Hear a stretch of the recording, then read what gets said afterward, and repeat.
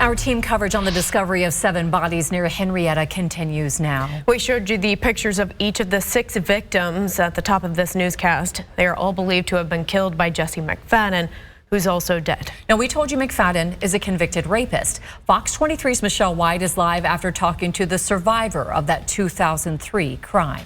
Michelle. Shay and Sarah, Crystal Strong was only 16 years old when Jesse McFadden brutally raped her at knife point. He was 19 and dating one of her friends in their small community of Canadian Shores. But when he knocked on her door at 3 o'clock that morning, she never expected that he would rape her. It was a night Crystal Strong will never forget, but memories she suppressed and told few people for years. Next thing I know, I'm being drugged through the living room into my own room, being tied up to my futon with bungee cords. My dad had those Western belts are made of cloth. I remember being tied up with those to the futon. And my feet were tied up, and he had already undressed me completely. She said doctors told her she would never be able to have children because of the damage he did to her insides.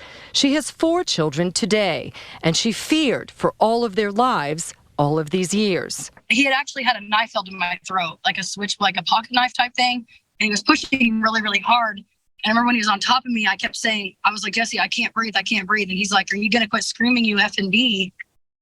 And I was like, you got to get off me. I was like, I promise I won't tell anybody, dude. We're homies. He threatened to kill her if she did. And then he went to work to hide her clothes. He had his back turned. I just bolted out the back door butt naked, and I ran clear down a half mile to the neighbor's house. I walked straight in her house. I didn't even knock, and I just collapsed to the floor. And she goes, oh, my God, baby, what happened? She called the police. And so they came first, and then I had already called the cops while they were on their way, and the cops were looking for Jesse, and they found Jesse at the river with his wrist slit. McFadden was charged with first-degree rape by force and fear on November 3rd, 2003. He pleaded guilty on November 14th and was sentenced to 20 years in prison. Strong feared for her life since McFadden raped her. Not just him, but his family. He has a lot of family.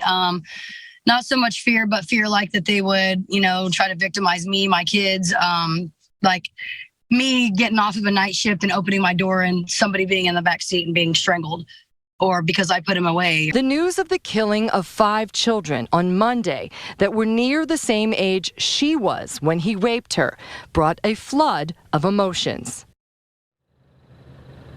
Shay and Sarah, to hear Strong's story is heartbreaking, but she says her heart is broken now for the families of the children that are believed to have been killed by McFadden. Coming up at 6, I'll tell you more of Strong's story. Live in Henryetta, covering news that matters. Michelle White, Fox 23 News.